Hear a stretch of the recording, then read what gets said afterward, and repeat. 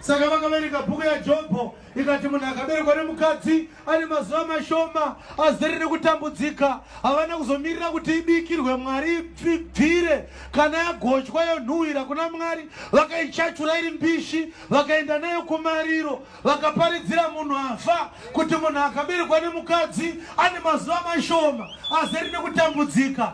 Izvo kana Mwari achitaura zvokutambudzika haasi kutaura zvokushayiwa mari yerent kana zvokushayiwa mari yekutenga pizza. Mwari kana achitaura zvokutambudzika anenge akatarisa pamuchinjikwa, pamuchinjikwa ndo pana akatambudzika akadeura ropa rake kuti vanhu vagoponeswa. Saka munhu airehwa naJobho hausiriwe kana inini. Jesu ndiye akaberekwa nemukadzi, nekuti Isaya achiprofita pa7:14 anoti tarira Ishe achakupai chiratidzo, mhandara ichava nemimba ichapona mwana mukomana agotumidzwa Emmanuel.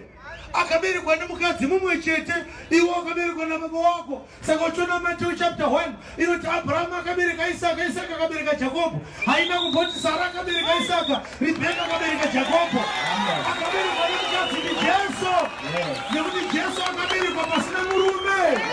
Ndiye ane mazuva mashoma 33 years. Kana atambudzika aizomuka kubva kuvakafa obva adzokera kudenga. Ndiye airehwa naJobho.